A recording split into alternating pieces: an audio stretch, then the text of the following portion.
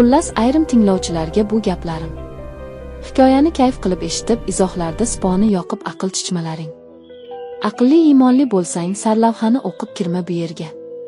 Kayf qilib hikoyani eshitib olasanda, o'zingdan sponi yoqib izohlarda o'zingni ko'rsatasan.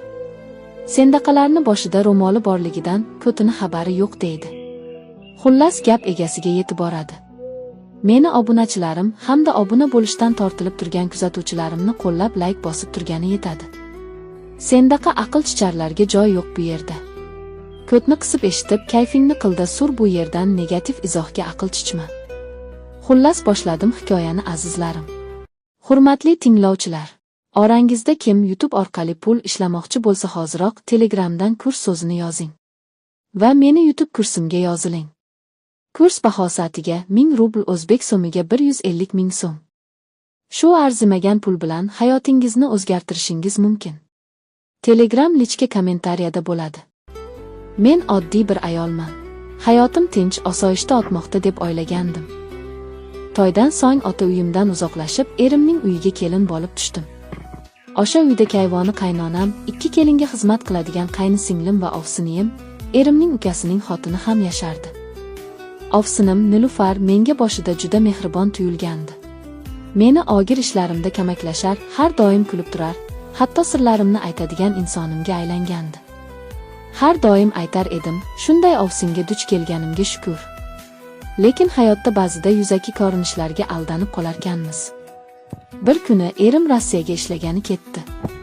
Shundan so'ng hovli yanada huvillab qolgandek bo'ldi. Erim har kuni telefon qilib hol-ahvol so'rardi, lekin yuragimni bezovta qilgan bir holat bor edi. Nilufar ovsiniyim ukasi, ya'ni eri ketgach o'zgara boshladi. Ilgari har doim oddiy kiyinadigan, pardozga unchalik qiziqmaydigan ayol birdan qattiq o'zgardi. Har kuni boyanib yuradigan, kechalari telefon bilan uzoq gaplashadigan bo'lib qoldi. Avvaliga bu holatga unchalik ahamiyat bermadim, lekin bir kuni kechasi tahorat olish uchun hovliga chiqqanimda, u odamlar uxlagan paytda yashirincha kim bilandir suhbatlashayotganini ko'rib qoldim. Telefonni yashirib menga jilmaydi. "Kechirasan opajon, akam bilan gaplashayotgan edim", dedi. Ammo yuragim bunga ishonmadi. O'sha kechadan keyin ko'proq kuzata boshladim. Har kuni bir xil vaqt, bir xil joyda telefonlashar, bir kuni bozorga chiqib kutilmaganda qaytib qoldim. Hovlida hech kim yo'q, uy jimjit. Uyga kirsam, ovsinim mehmonxonada notanish bir erkak bilan o'tirgan ekan. Erkakning rangi oqarib ketdi, u zudlik bilan chiqib ketdi. Nilufar esa, unga qarasam, na iymanish, na pushaymonlik. "Bu yerda nima qilayapsan?" dedim yiglab. "Bu sening ishing emas", dedi u qattiq ohangda. "Men yoshman, baxtimni kutib o'tirmayman." Boshim aylanib ketdi. "Baxting", dedim. "Eri senga ishonib chet elda tinmay ishlayapti, sen esa." Qaynonamga aytishga jur'atim yetmadi. Men oilaning tinchini buzgim kelmadi. Lekin kunlar o'tdi, Nilufarning xatti-harakatlari battar oshkor bo'lib bordi. U bir kuni menga tik qarab, "Erkaklar bizni ko'p kuttiradi. Bizchi, ayol kishi ham inson-ku, nega faqat kutish bizning qismatimiz bo'lishi kerak?"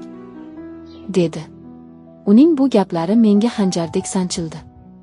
Erta tongda uni kuzatdim. U hovli darvozasidan chiqib mashinaga o'tirib ketdi. Haydovchi erkak edi.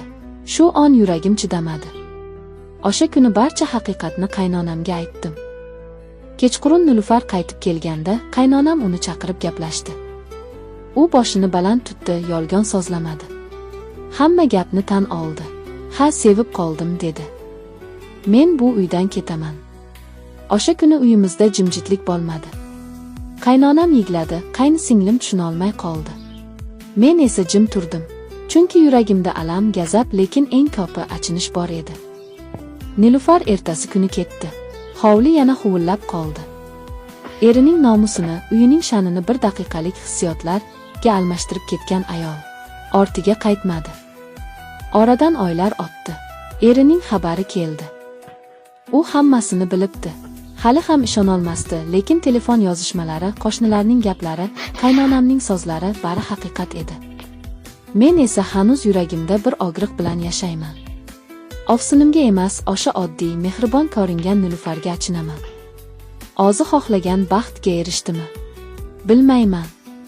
Lekin bitta narsani bilaman, ayolning sha'ni, nomusi, uylagan erining ishonchi eng muqaddas narsa. Uni yo'qotish oson, tiklash esa deyarli imkonsiz. Oradan 2 yil o'tdi. Uyimizda Nilufarning nomi unutilgan, ammo izlari yuraklarda qolgan edi. U uyimizni tark etganidan keyin hovlimiz uzoq vaqtgacha go'yo bir la'natga uchragandek jimjit, sovuq va begona bo'lib turdi. Erim Rossiyadan qaytgach, men unga bo'lgan sadoqatim, sabrim, xizmatim bilan qaytib yuragini yutdim. Ammo u hamon ko'zlarida og'riq yashirar edi. Ukasi Nilufardan xabar olmaslikka qasam ichdi. Ammo men ayolman. Yuragimda alam bo'lsa-da, baribir qiziqardim. Qanday yashayapti? Baxtli bo'ldimi? Eri uchun oilani buzishga arzigulik ish qildimi? degan savollar qiynardi. Bir kuni bozorga chiqqanimda, ko'chada bir chetda chang bosgan, yirtilgan sumkani sudrab yurgan, sochi yuvilmagan, yuzida ko'kargan izlar bilan bir ayolni ko'rib qoldim. Avvaliga tanimadim, ammo u menga qaradi, ko'zlarimiz to'qnashdi. Bu Nilufar edi. Uning ko'zlari avvalgidek yaltiramaydi. Bagrida qandaydir sindirilgan, ezilgan ayol yurar edi. Lablarida jilmayish emas, umidsizlik bor edi.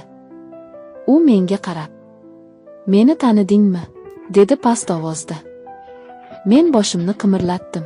Sozsiz qarab turardim. U esa yerga qaradi. "Men seni orqangdan ko'p yomonlagandim", dedi u, ammo hayot mening yuzimga tarsaki tushirdi. U meni chetga tortdi va yuragini ochdi. O'sha yigit meni sevadi deb o'ylagandim. Boshida gullar, sovg'alar, restoranlar. Men o'zimni malika his qilardim. U meni senga atab yashayman derdi. Ammo bir oy o'tmay, u mening yonimda yurishdan uyaladigan bo'ldi. "Sen bolasi bor ayolsan, qanday qilib senga uylanaman?" dedi. Keyin meni ijarada yashaydigan, ishlamasa och qoladigan darajaga tushirdi. U meni sevmagan ekan, faqat vaqtinchalik. Lazzat uchun kerak bo'lgan ekan.